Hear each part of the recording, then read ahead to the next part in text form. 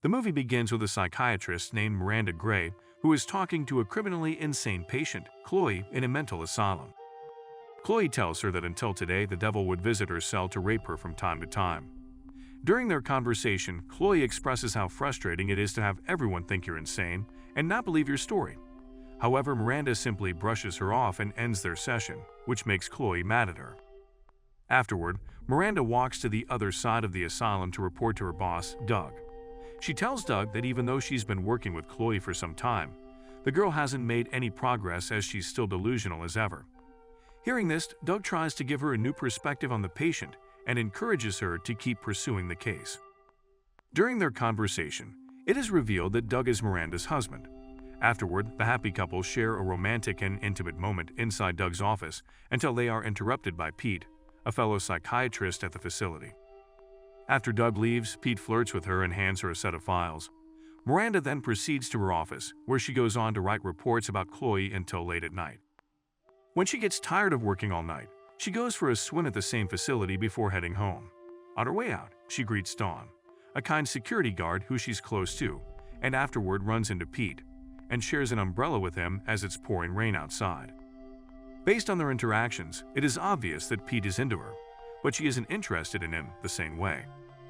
On Miranda's drive back home, it is heavily storming, which makes it hard for her to see the road. On the way, she discovers that the road is blocked because the police found a sinkhole, so she's forced to take another path through a bridge. She calls her husband, Doug, to inform him that she'll be home soon, but soon enough, she loses the cellular connection. All of a sudden, she comes across a naked woman standing in the middle of the road, forcing her to swerve aside sharply and crash her car. Despite being wounded, Miranda steps out of her car to check on the woman who has a gash on her chest. Realizing the woman probably needs help, she tries to guide her to the car, but when they touch, the woman suddenly sets on fire. The next thing we know, Miranda wakes up in one of the observation cells at the same place she worked. She begins to freak out, causing the staff to step in and try to restrain her by pinning her down forcibly. Miranda only calms down when her coworker, Pete, steps in to have a one-on-one chat with her. According to Pete, she's been here for 3 days, during which she kept having seizures, and only woke up now. Pete then asks her if she remembers anything, but she doesn't seem to recall much of what happened after driving home that night. She tries to tell Pete that she saw a woman on the bridge, but he doesn't seem to think that's relevant. Pete goes on to reveal that her husband, Doug, is dead, and if that wasn't shocking enough, then Miranda has been accused of his murder after she got home that night. Hearing this, Miranda reacts violently and gets aggressive, so several staff members are forced to come in to restrain and sedate her. As she falls asleep, she sees memory flashes of a bloody scene.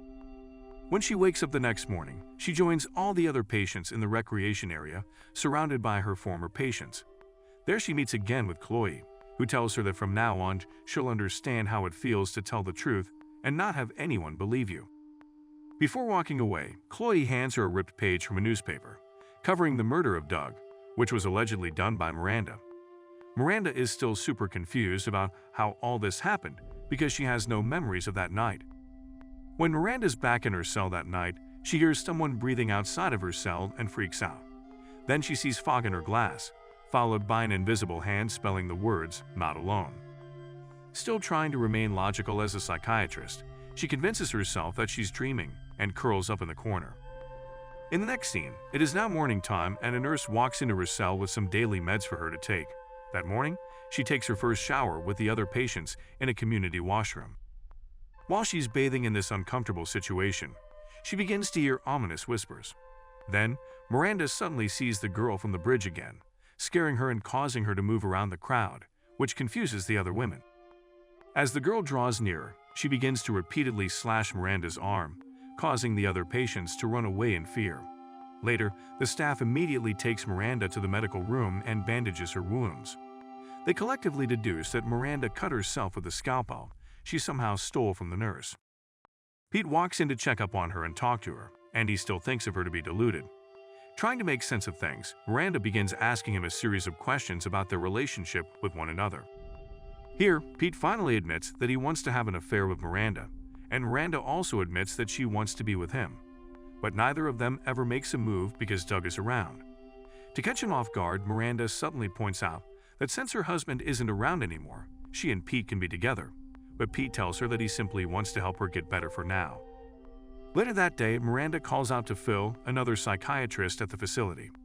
She informs him that because of her entanglements with Pete, she should get handled by another doctor, but Phil coldly rejects this suggestion. That same day, Miranda gets a visit from Teddy, her attorney, who informs her that the court hearing for her case takes place next week. Since all the evidence is stacked against her, Miranda's only shot at freedom is if she pleads for temporary insanity. Miranda is appalled to hear this and tries to convince Teddy that she is not crazy and that she did not kill her husband, but he doesn't believe her either. Then, the chief of police, Ryan, who also happens to be Doug's best friend, joins them in the room. During all this, Pete keeps a close watch on Miranda, indicating that he deeply cares about her. Inside the room, Ryan tries to ask Miranda details about the murder, but is unable to stay professional and ends up demanding she explain why she killed his best friend. He then takes out the pictures taken from the crime scene to show Miranda just how brutal the murder was. But as she looks at the pictures, fresh blood starts smearing her injured arm, so she rips the bandages off, revealing the words "not alone" carved on her arm. This doesn't help her case because similar writings were found in her bedroom at the crime scene. She freaks out, so the staff sedates her again. While she's asleep, she gets more memory flashes of what happened that night. But this time, everything is in reverse. It starts with her killing Doug with an axe, and then goes further back to her standing near the bridge, trying to help the girl in the rain. Finally, it seems that the girl possessed her and made her kill her husband. On the next day, Pete guides Miranda to see Phil, who now serves as the head of the facility after Doug's death. To his surprise, Miranda tearily admits that she now remembers being there during the night of the murder, but she wasn't alone. After the confession, she sees a picture of a girl in Phil's office and picks it up. She's shocked to see that it is none other than the girl she saw at the bridge. However, Phil says that's impossible because the girl was his daughter, Rachel Parsons. And if that wasn't creepy enough, then Rachel committed suicide 4 years ago.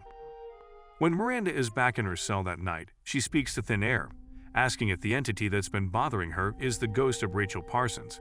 If the answer is yes, she asks the ghost to open the cell door for her. Miraculously, the cell door opens right after, so Miranda uses this opportunity to walk down the halls. She then sees the figure of a girl walking through the wall, confirming that she is in fact being haunted by a ghost. Miranda tries to escape by stealing an unattended screwdriver and using it to break into Pete's office and steal his keys. When she rummages through his desk, the computer suddenly turns on, showing that he's been looking up about Rachel Parsons' suicide. Another open tab next to it shows the security footage of solitary confinement, with Rachel Parsons' ghost staring into the camera. This makes Miranda remember that Chloe is locked in solitary, so she rushes to her aid and enters a hall with rapidly blinking lights.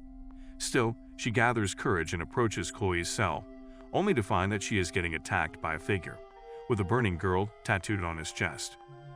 Scared, Miranda runs away screaming, drawing the attention of 2 staff members who immediately pin her down and sedate her. Miranda then gets taken to consult with Pete and tries telling him about a tattooed man she saw in Chloe's solitary cell. She's also convinced Rachel Parsons did not kill herself but was murdered.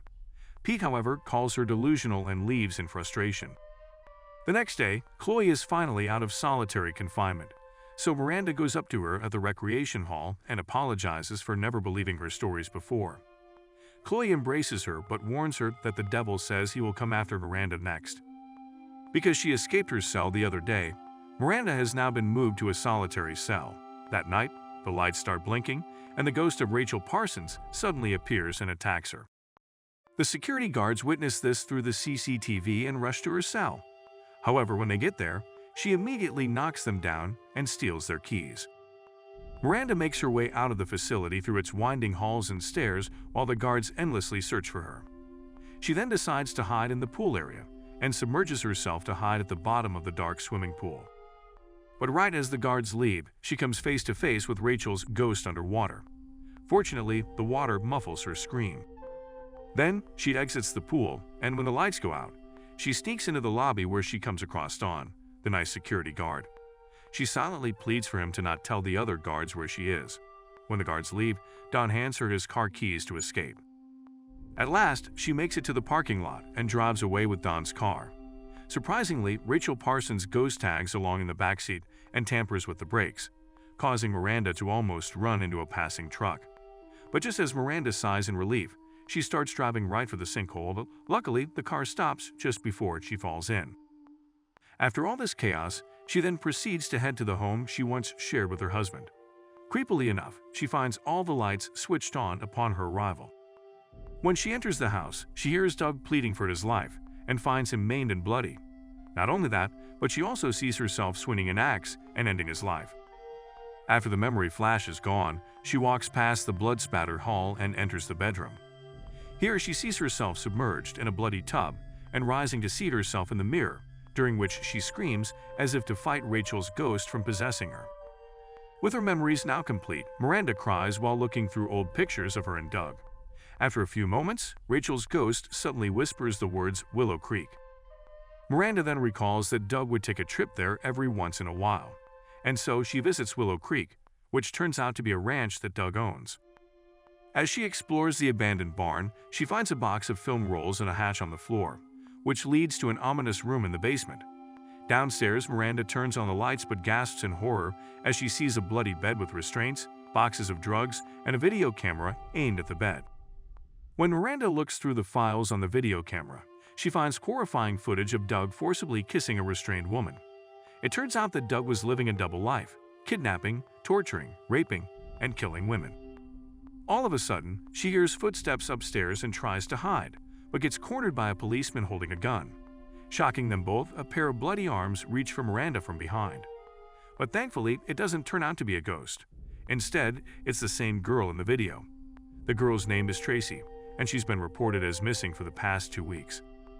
Back at the police station, the media is all over this new revelation in the case and flock to the place to interview the police chief, Ryan. Miranda's attorneys, Teddy and Pete, try to defend Miranda because now her motive for killing Doug is justified. Plus, she just saved the girl's life, but Ryan still assures them that she's still a murder suspect. Meanwhile, Miranda is now held in the interrogation room at the police station and gets a visit from her colleague, Dr. Phil, who is shocked to learn that Doug is capable of such a vile thing. Here, Miranda calmly explains to him that she's certain his daughter Rachel did not commit suicide. Instead, she was also one of Doug's victims, and she knows this because Rachel's ghost has been visiting her. Miranda now believes that Rachel is trying to send another message with the words "not alone" and tries to convince Pete to help her with this, but he still won't buy into her ghost stories. However, when he gets to his office, he starts researching about tattoos of women in flames anyway. Because Pete won't help her, Miranda asks to see the police chief in the interrogation room and pleads her case. She believes that the meaning of the phrase "not alone" means that there are 2 killers, and not just Doug. The accomplice must also have a tattoo of a woman in flames on his chest. Unexpectedly, Chief Ryan seems to believe her and asks her to profile what kind of person they might be looking for. Using her expertise as a psychiatrist, Miranda immediately constructs a psychological profile of the second perpetrator, and as she says all this, the chief looks uncomfortable. It is at this point that she realizes the profile perfectly fits Chief Ryan and concludes that the only reason he was so willing to talk to her was to cover his tracks. As soon as the realization hits Miranda, Ryan tries to sedate her, but she manages to slip out of his grip. He chases her around the police station and starts wildly shooting. Because of all the misfiring, one bullet hits open the gas pipe, and the whole place starts flooding with gas. During this chaos, Ryan decides to take his shirt off, finally revealing his tattoo. While Miranda hides, Ryan picks up a shotgun and begins to go around the room. He's proudly confessing that Rachel Parsons was Doug's and his first victim, and that they worked together to abduct, rape, and murder a string of local women. As he's about to flip over the desk that Miranda is hiding under, a running shadow catches his sight from the other side, so he shoots and follows it. He then sees a woman standing in front of him behind the glass. Believing it to be Miranda, he fires another bullet, breaking the glass. But when the glass shatters, Ryan is shocked to see Rachel's corpse standing in front of him. Scared, he begins shooting at it, igniting the gas surrounding him and causing a subsequent explosion that sets him on fire. As a final blow, Miranda picks up his gun and shoots him in the head. It is only now that Pete arrives, telling Miranda that he's sorry for not believing her before. 1 year later, Chloe and Miranda are both out of the asylum, and Miranda's charges are dropped. Chloe hugs Miranda and thanks her for all the help before getting inside a taxi. As Miranda resumes her walk alone, she suddenly sees a child standing in the middle of the road. She thinks that the boy is about to get hit by a passing fire truck, but he turns out to be a ghost because the truck passes through him. The movie ends with a missing child's poster of the boy she just saw, meaning that Miranda's journey with solving murders with ghosts hasn't ended just yet. The moral of the story is to trust your instincts, no matter how many people tell you that you're delusional. When you're out fighting with corrupt and immoral people, it's important to stand your ground and be firm with what you believe in.